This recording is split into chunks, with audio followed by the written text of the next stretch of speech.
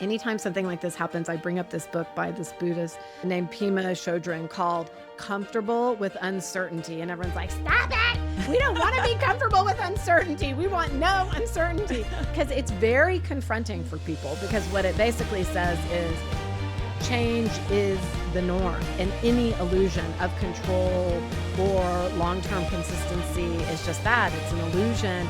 And so the more resilient you become about change, but also the more you are able to focus and derive pleasure in the moment, the happier you will be through all of that.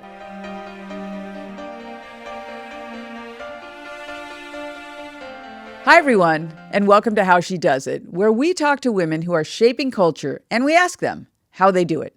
I'm Karen Feinerman. I'm a longtime Wall Street investor, a mom of four, and a panelist on CNBC's Fast Money.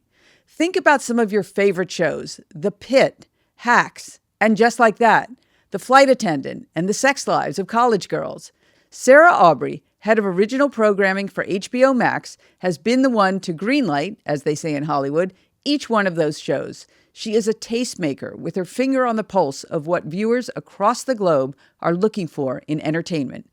It's her job to cultivate TV series and movies unique to the streaming service. And the year ahead looks to be an interesting one, as Warner Brothers, the parent company of HBO Max, will be acquired by the Ellison family and Paramount. Sarah and I sat down in Los Angeles and chatted about what makes the show a hit, how she manages her blended family, and why she has no regrets. This was a really interesting conversation. Hope you enjoy. Sarah Aubrey, thank you so much for being here. What a pleasure. Thank you so much for having me. I'm excited to talk to you this morning. Oh, great, because I got a lot to ask you. So Let's just jump right in. So you have been at the center of some of the hottest shows in pop culture: The Pitt, Hacks, and Just Like That.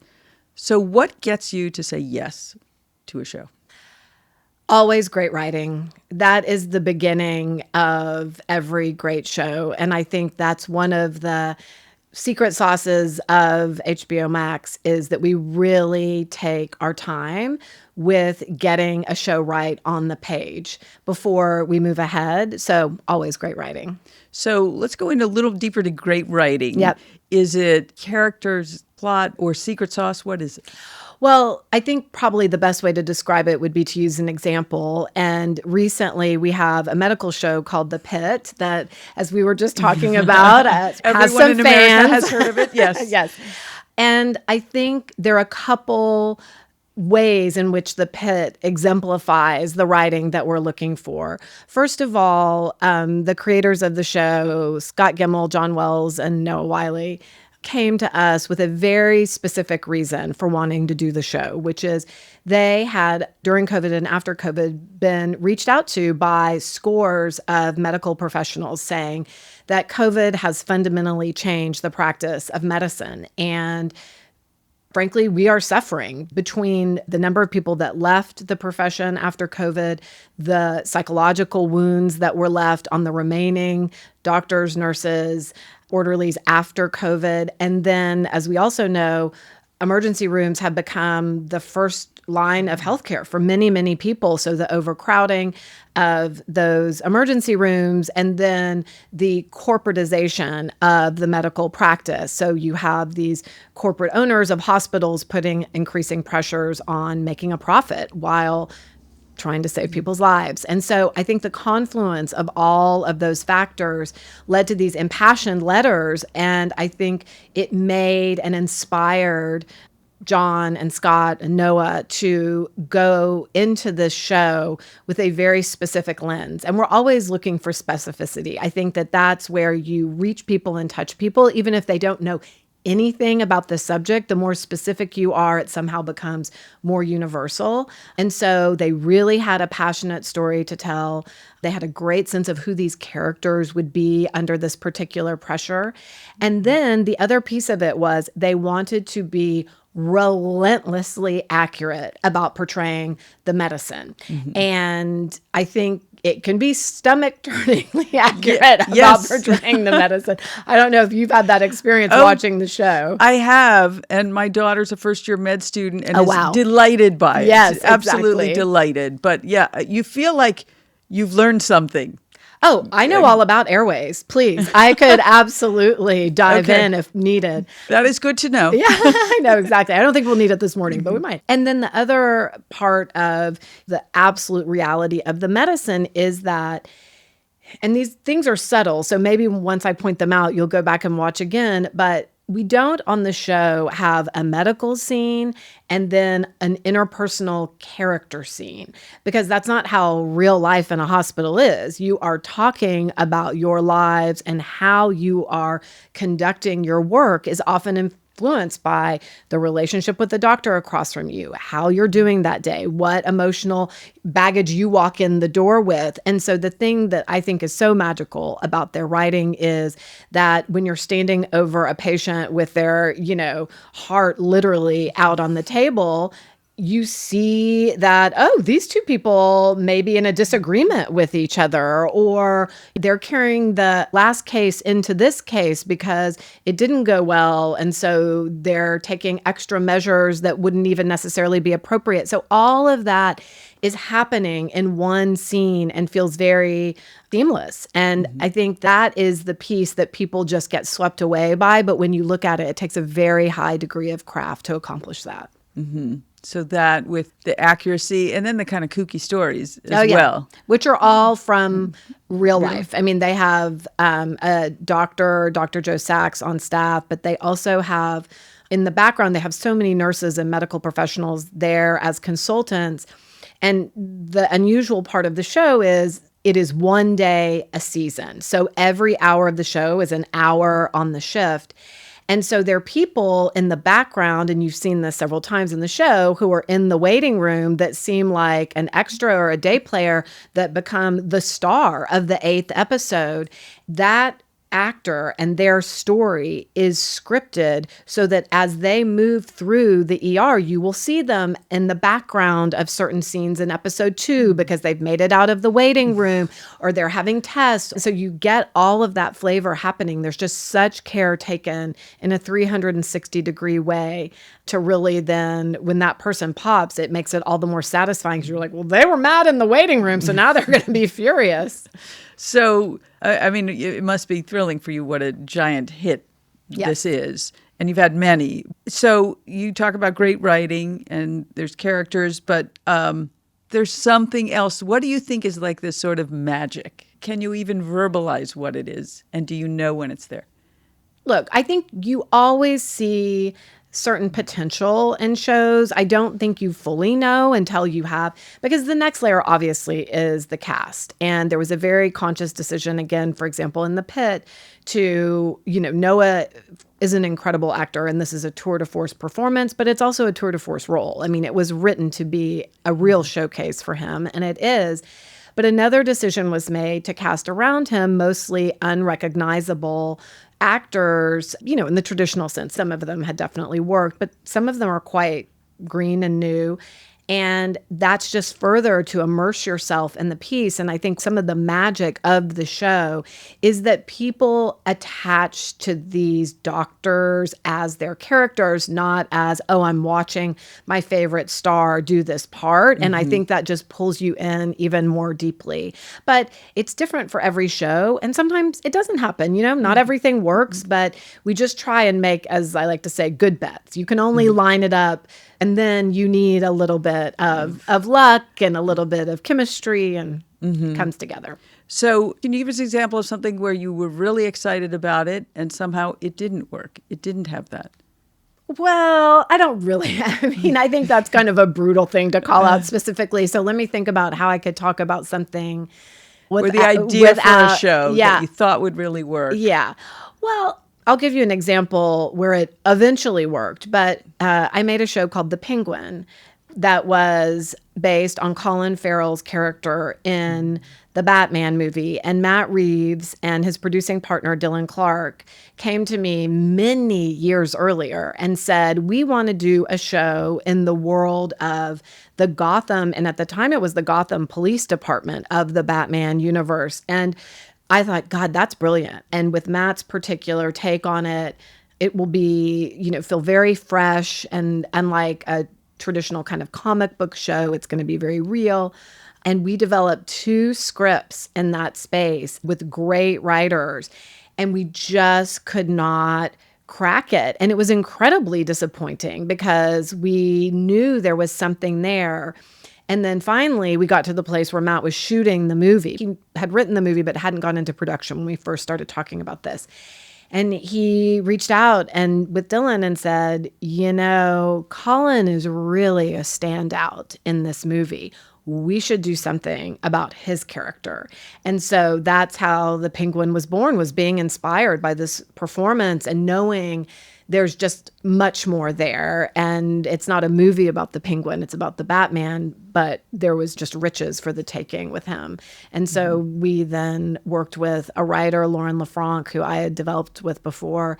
And she wasn't a natural pick, but I knew that she really dug deep in terms of emotional writing and wasn't afraid of kind of big operatic emotions, but still knew how to keep those grounded. And she delivered this, Oedipal story for the ages with Colin and his mom, played by Dee Connor. So it was great. So how much of your job is dodging questions from people about what happens in the pit? What happens to Dr. Robbie? What happens in Hacks? So how do you keep it under wraps? Inside my own house, Hacks is a big one because my children are huge fans of the show. I have 2 older kids and they both love it. And they know the show is ending this season. And in fact, I want to talk to them about it and they yell at me because they don't want any spoilers. So I'm pretty good at navigating that. But the pit recently, especially, I'm just always surprised by who has fallen in love with it. And I have then a 3rd child who's 12, my daughter, Clara. And so I'm at Clara's volleyball game and her best friend Annie is sitting next to me and she leans in and she's like, "What's going to happen with baby Jane Doe?" And I'm like, Annie, I don't think this show is super appropriate for you to be watching. I mean, some of it's quite graphic. And she's like, "I watch every second with my mom." So it's just funny. People come out of the woodwork and they feel so strongly about it. And I think part of that is also that we've made 15 episodes, which is just many more episodes than a lot of shows on streaming platforms have been making of late. Usually it's more around 8. A lot of my shows are 8 and it comes back annually. And so people don't have time to forget or move on to other shows. It's kind of the right amount of time. And people are so greedy. They're like, "Can't you do something between the 2 seasons?" I'm like, "No, we cannot." So a producer asked me that yesterday. What about the night shift? Can we have that between the 2 seasons? So well, that must be fun, though. Yes, it's the best. It's the best. So let's get back to Hacks for a second. Please. Also a favorite. So in a recent episode, it had a bit of a brutal ending. I won't really give it away, but Paul Downs' character, Jimmy, the manager, he suffers a uniquely Hollywood-style humiliation. Yeah. So this could be a really tough business that you're in. What's your approach to working in this environment? Well, I have been so lucky to surround myself on my teams who are incredible. And I'm so lucky to have Casey as my boss and my coworkers, Amy and Franny, and Nina and Nancy and Lisa, who are the core kind of team at HBO Max. And then I have to mention essentially my work husband, Joey Chavez.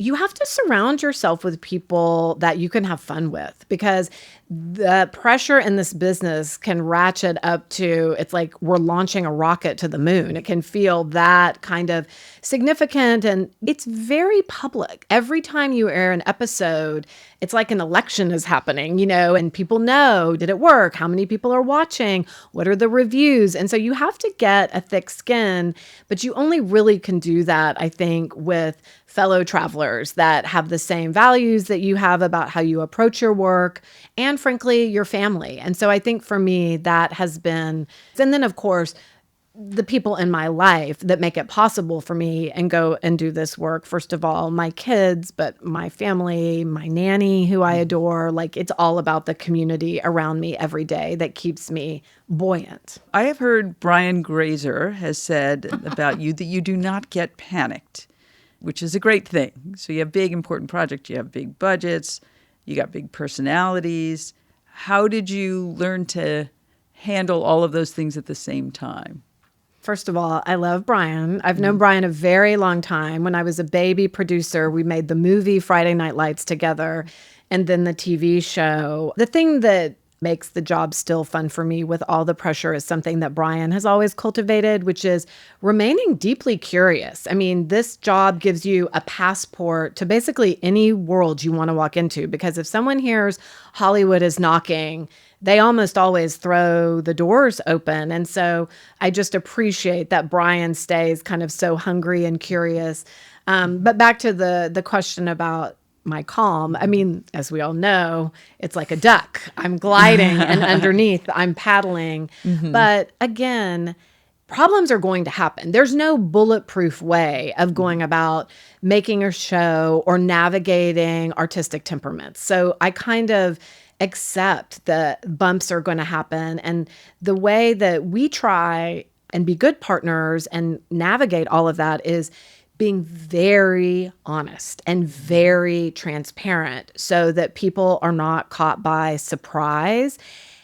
And that's easier said than done, because the other side of being in a creative business is protecting and bolstering and nurturing. And so when you're doing that, you're trying to be positive and yes-anding and leading people to the best and biggest version of what their idea is. But at the same time, you have to be able to say to them, but the script is nowhere near what you're hoping for, because it's where you aren't honest that people can really start going down two different paths. And that's where I think people get the most frustrated and they're the biggest problems. And so I think for me, by being ahead of some of the harder conversations and willing to have them pretty consistently, it keeps things calmer, because even when something challenging happens, it's not like we're being sideswiped. It's pretty rare when something kind of comes out of the blue. Usually it's bubbling, and I've gotten very good at being honest with myself about that's a problem. Like, we're going to have to deal with that and talking about it. So how would you describe your leadership sort of philosophy? Hands-on, hands-off? What's your... I'm both. You're both. I'm both. I think that as my job has expanded and changed, I originally was a producer, so I was very in the trenches and there every day on something. And from the beginning, when the idea was 2 sentences to when it's being released, either in a theater or the first episode is out, there's nothing too small. And one of the things that the Hacks creators say that I agree with is they live for tiny, because it's the tiny that makes the big special, is every tiny detail. But as you can imagine, when I'm overseeing so many shows, and now I've added international work to my portfolio, and so I have to have people that I really trust their taste and their judgment. And the people on my team that I've been working with for a very long time, I know that we see material in the same way because we've grown up working on things together, and we share when it's not good enough and when we've gotten there. So we have a sense of that together. And also, I know that they know when a problem needs to be shared as opposed to dealt with, or it needs to be shared and I need to handle it. Because some things are just an FYI, and like a coach, I give advice and I push people back in, and they use me as a tool sometimes too. I don't need to be on the front line of everything, kind of use me as, I hate to use the metaphor, but mom's coming. And so what I really try and do these days is I'm very macro across some things, but I have a good sense of when I need to go very micro. And I have made the analogy before. It is a little bit like being in a hospital in an emergency room. I'm like, who's bleeding? And that's where I'm going to go. Or who's about to be born and needs the extra push out into the world. They're just kind of critical moments on shows. And I think that that's when I really roll up my sleeves and try and get in deep. I mean, I can show you the text on a certain actor that we're putting in a show right now. And normally I don't care about this stuff at all. People, stereotypically, studios and networks get real crazy about people's hair before they start shooting. Like, that's one of the last notes, the hair. And everyone wants to kill themselves. No one wants to talk that much about hair. But by the way, actors also care about their hair. So it weirdly becomes a common flashpoint right before you shoot. And 9 times out of 10, I'm like, it's fine, it's fine, it's fine. Well, we've just been down the rabbit hole of someone's hair and getting a pair of glasses on them. And literally, I haven't done this in years, but it has kind of made all the difference for this person who's in a key part to be believable opposite another actor. And so I was talking about hair and glasses this morning, which is just unusual, but every now and then you got to do it. Yeah. Well, it's in the details, I guess. Yeah. Yeah. HBO Max is part of Warner Brothers, which is being acquired by Paramount, as you well know. So there's lots of conversations about where folks will land. How do you lead during times of turmoil, of which there are many? Well, I've had a lot of experience at this point. We all have. It's not just me, but everyone that works for me. This is going, to be our third merger in about 6 years. We were together when AT&T bought the company, when Discovery bought the company, and now Paramount.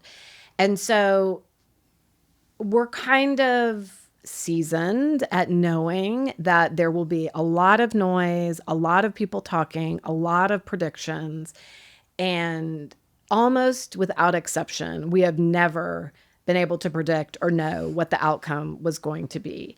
And through these mergers, what we have also learned is by keeping our heads down and being good at our jobs, making good shows, which is what any of our buyers want us to do on the other side of a transaction. I mean, that's what we do, and that's our contribution to the company. And by continuing to do that with a lot of focus, we have kept our jobs and succeeded. So now it's shame on us if we don't do that the third time around. I mean, we've kind of done it. And so I do actually feel this time the blood pressure is much lower, not because we're not worried or we have some magical insight into how this is all going to shake out, but I just think it's do our work. Mm-hmm. And I think that we also know and have learned that it's so important to be empathetic and graceful. People handle this kind of change in different ways.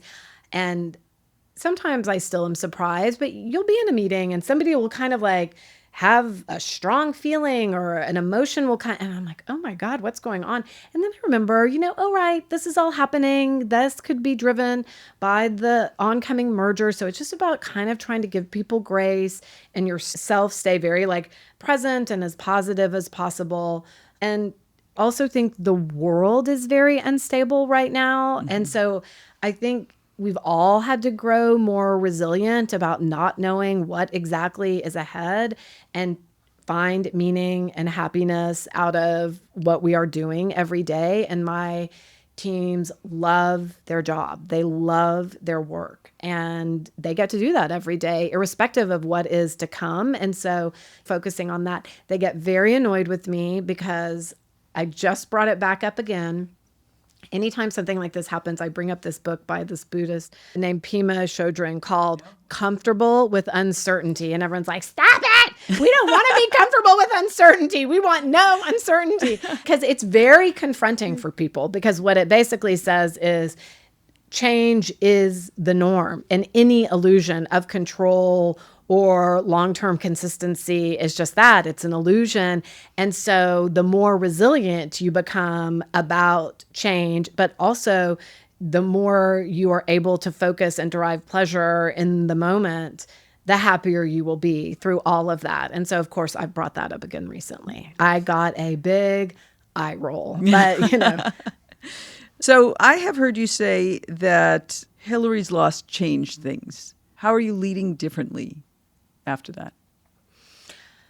Oh, it's so sad. That was so long ago. And we've had so many, kind of ups and downs since then. I think going back to that moment, there was this very poignant sense that as we all wore pantsuits to vote, that she had done her very best to be exactly what would be acceptable in, by and large, a man's world of politics, of business, and right down to wearing a pantsuit. And her credentials were impeccable. And it would just seem like such a lopsided statement of qualifications. And so when that didn't work and she couldn't get up and over despite being the A++ student of all time. I just remember sitting in my office with some other senior women and just kind of thinking like, fuck it. Like, there's no pleasing. There's no dancing fast enough. There's no making yourself small enough. There's no getting in the box tight enough that then suddenly you're just accepted. And so I think there was just the dam just broke of we're going to do things in a way that feels organically authentic to the way that we would like to manage and run work and how we demand to be respected. And I think obviously fast on the heels and by no coincidence, the Me Too movement happened because again, I think it's like, we're going to get nothing by staying silent and being good girls and not ratting these men out. We get nowhere. And so I just think for a lot of women, it just was the final piece of proof that we need our own mold. We're not going to break into theirs. We need to build our own. And so I think ever since then, and believe me, I've learned so much from younger women in my workplace because I carry a lot of baggage of this is how you get things done in a room full of men and this. And I've been so inspired by younger women who, you know, in the parlance of today, decenter men in their lives. And, you know, my stock in trade for a very long time was my ability to handle difficult men. And so it was... Well, you'll still find them, I'm sure. I agree. Though I teach them how to handle themselves instead of me handling them. But, you know, but I think that this whole idea of, you know, being your own person in the workplace and not shaping yourself, I think has been pretty revolutionary. And it's been fun to both break through on that in my own way, but also be inspired by all these younger women around me. Mm-hmm. That has been interesting. Yeah. I'm sure for you too. I'm always fascinated. I'm like, wow, you're going to the doctor again? I haven't been to the doctor in 3 years. I was like, and of course, part of me is also like, do you really have to go? But I mean, I'm kidding. But it is, you know, they really take time to take care of themselves in a way that I find admirable and have boundaries that I find admirable, but still make me kind of a little shocked. But now I go to the doctor, so I thank them for that. Well, at first I found it ridiculous. Correct. Right. And now I don't. Yeah. Yeah. So good for them. We learned from them. Yep. 100%. So let's go back to you growing up. Mm-hmm. You grew up in Austin, Texas. Mm-hmm. So were there any clues in your childhood that this is where you would end up? Oh, my parents would say so. I mean, I was obsessed with television and movies, but I had no idea how to even think about this as a job because it was before the internet. There was Variety and The Hollywood Reporter, but like Entertainment Weekly didn't exist. And so you just would watch and consume and love. And I loved reading and I loved storytelling. I remember, this makes my dad sound so puritanical. He really wasn't, but he didn't think that Grease was appropriate. So I had like a record album that was the entire, not just music, but the entire movie. So I could listen to them. And I just remember sitting in my room listening to the movie Grease and just being like so transfixed. I just think very early on, I was very fascinated by stories. I had a super active imagination, but you know, I was going to be a lawyer. There was no path to any of this. Okay. So I know you went to law school. I did. And you were a lawyer. I was. For 3 years? Yes. What kind of law did you practice? I practiced contract law, transactional law at a firm in Century City. I was walking through Century City last weekend with my kids. We went to see, it was so cute, The Sheep Detective for Mother's Day. It was very charming. And I was telling them that when I interviewed to work at Greenberg Lesker, they put me up at the Fairmont Hotel in Century City because their offices are right across the street. And we're walking around in that mall. And that I saw Sinbad, the comedian. And I was like, I have made it. This is a sign. I am getting this job. Hollywood, here I come. You know, and I just like any little foothold I could get. And I hoped in my law firm I would get to practice entertainment law. And that didn't really happen. I just realized that no one asked their lawyer for script notes. So if I wanted to get into the creative side of the business, I was going to have to make a move. So that began a whole path into me producing that was very haphazard and kind of just started producing out of the gate, which was pretty unusual. Yeah, really unusual. Yeah. So producing out of the gate, What was sort of the birth of Bad Santa? I was working at my law firm, and a good friend of mine from high school just had gotten married to the line producer for the Coen brothers. And so it was very friend of a friend. And I got to be friendly with him, and he knew that I wanted to produce, that I wanted to get into the business. And a friend of mine, Charlie Gogolak from Princeton, was a manager. And I mean, this is all, by the way, ridiculous. Like when I say all of it out loud, and the idea that I thought this could happen. But, John got Joel and Ethan to say that if we found a script that was good, they would help us get it produced, because John had worked with them for a very long time on Fargo and The Big Lebowski and Hudsucker. I mean, he had just been in their camp for a very long time. And so It sounds like a bunch of kids at the Goonies looking for the treasure. Honestly, it was pretty, they were very well established. But for me, I was just like, why not? And so we stumbled across this writing team, and they had a sample script, and we set them up at dinner with the Coens. And we were there, and one of them promptly spilled an entire bottle of red wine into Ethan's lap. And we're all like, woo! But they pitched them this idea, and they said, what if you write something about a bad Santa who changes? And John and Glenn said, okay. I mean, that's really a germ of an idea. But they went and they wrote something, and it became this great script. We were set up at Working Title, and Working Title didn't really think it was right for them. And so they put us in turnaround. That should have made me panic. Just so tell people what in turnaround is. It just means we're not making it. You can have the script back. And usually that's the end, or, you really go back to zero. But John Cameron, my producing partner, and I had gone to see a movie, Ghost World, and we loved it. And we thought the director for that would be perfect for Bad Santa. So we had sent him the script, Terry Zwigoff, and he loved it. And so it just so happened, as Working Title was pushing us very nicely out the door, Bob Weinstein at Dimension, out of nowhere, they came in and swooped the project up, and we were off to the races. So it was very unusual. And so were you hesitant to leave the law? What was going through your head? I was, but I also knew I had to take a chance. I saw people around me in these firms, and the more money they made, the bigger their life got. And there was less financial flexibility to take a chance like that and to really bet on yourself. And so I didn't want to do that. I wanted to keep it small so that I could try this and have periods of time where it took a minute to have something work. And there was definitely going to be a time limit on it. And I kept my bar card for a decade, because I was always like, oh, I might have to go back. You never know. That was a big moment when I stopped doing my continuing legal education and said, in the background, this is going to work. I think I can stick with it. So where were you in your life then? I was newly married. I had met my now ex-husband, Eric, in law school.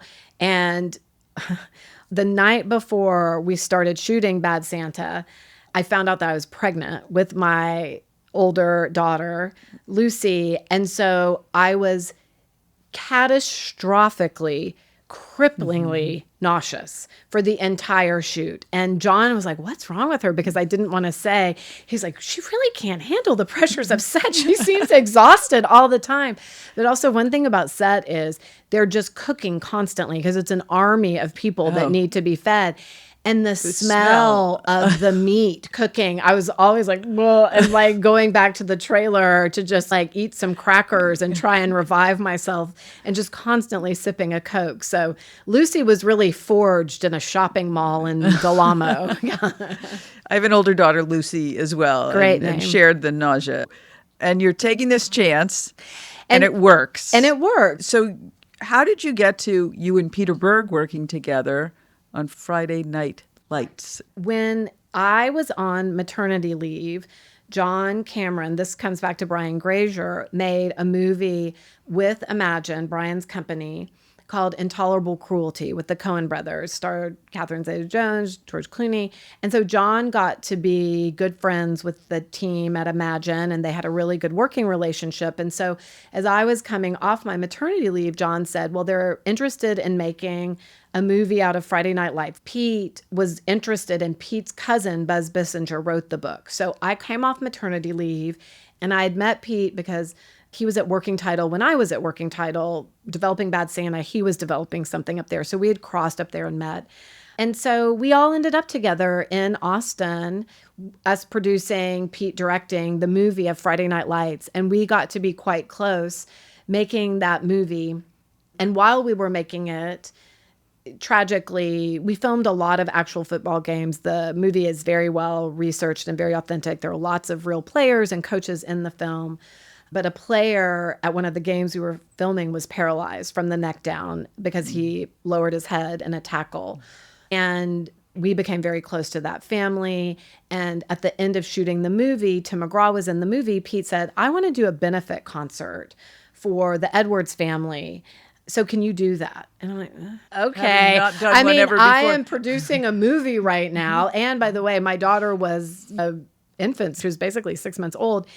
But because we were in Austin, which is my hometown, shooting the show, I knew a bunch of people in the music business in Austin. And I got some people that put on festivals there to help me put on a concert on the banks of Town Lake. And I think more than anything, that kind of solidified it because Pete just turned to me and said, can you go do this? And I said, okay. And that's kind of the basis of our entire creative relationship is he thinks up like big swing ideas and I'm pretty game about figuring them out. And we both also really love the details of a world and immersing ourselves in a world. And we were very simpatico about that. And we did that several times over the course of producing with him. So it was the beginning of our relationship. So let's switch gears entirely. Okay. Okay, let's talk about your kids, your family. Great. Your life. Okay, you have 3 kids. I do. 23, 16, and 12. Yes. You're a single mom. Yes. You have a big job. Yes. We ask all of our guests, how do you do it? Yeah. Differently now than I have at different stages of my life. I think that there was definitely a period of martyrdom that I lived through. I'm a perfectionist and I'm a people pleaser. So I think somewhere there's an overlap. And I think that didn't serve me particularly well. I think I definitely in those periods, I think everyone else was doing okay during those periods. I don't think I was particularly happy. And so now I think and I'm old, I'm 54, like I've done a lot, I've seen a lot, and I am proud to be that age and have all this experience because I am so clear on what I care about. And it's what do you care about?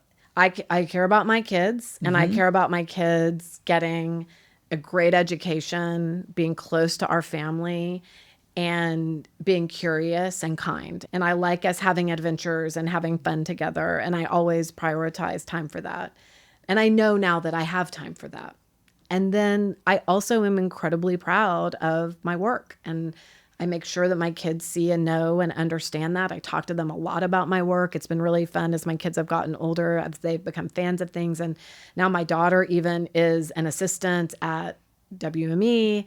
And so now she's telling me all about the business. I'm like, oh, really? How interesting. She tells me assistants run the world. I'm like, okay. But I don't feel guilty about my work. And I think that makes them also feel confident and taken care of that my work is there, but they are always first. And that's the truth.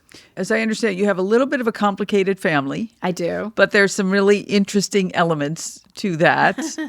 Tell us about your sort of co-parenting. Yeah, I do. Well, my older 2 kids have one dad and my younger daughter has a different dad. And both of those men are remarried. So there is a whole consortium of people that are in the mix. But I think that I'm very happy to say that we do all kind of do life together and work it through together. And, it's funny. The other day, my younger daughter, her entire grade of girls was having an issue at school. And I intervene at school about once every 6 years. I really do. That is not my MO as a parent. I really believe in the mostly work it out. And frankly, I don't have the time to be up to my ears in school politics. And I'm so grateful because believe me, there's some moms that run all of that. And I am the beneficiary of that. And my kids are the beneficiary of that. And there was this kind of issue that was happening. And they asked us to come up and talk to them about it. And Clara's dad, Brian, couldn't come. And Clara's stepmom, Maddie, who I'm very close with, ended up going up to school with me because she is very observant about Clara and about the whole situation. And so we sat together and talked to the elementary school principal together, and we were very aligned. And so after that, we reported back on the mom's chain kind of because it was a bigger issue. And several of the moms reached out to me and just said, I cannot believe that you went and did that with Maddie. Even though they see us together all the time, and like I half the time I'm carrying her kids, Clara's siblings, but I guess it's still unusual that we're that connected. And it doesn't mean that we don't have disagreements, and it doesn't mean that things don't happen that drive us all crazy about each other, but it makes my kids so happy to be together. And Laura Wasser, who's a fantastic divorce attorney, is also a friend of mine. And she was not my attorney when I was getting divorced, but she said to me some great advice, which was, if you do what is authentically right for your children, not in your self-justifying mind what is right for your children, but what is really right for your children, you will never regret anything that happens over the course of your divorce or in your relationships with your exes. So that's great advice. And I really try and always go by that. Okay, Sarah, it's lightning round. We got a bunch of would you rather questions, a few other questions. All I ask is that you just say the first thing that pops into your head. Okay, here we go. Would you rather California beach day or California hiking? Beach day. Batgirl or Catwoman? Catwoman. Would you rather be cynical, be an optimist, or both? Both. I am both. I love that. Would you rather a week at White Lotus or a week at Deborah's Hotel in Las Vegas? I would like Deborah with me at White Lotus. All right. You're the boss. You can do whatever you want. Okay. Would you rather drive or be driven? Drive. Willie Nelson or Waylon Jennings? Willie. Okay. Would you rather play in a Texas high school football game or a Hogwarts Quidditch game? That's so hard for me.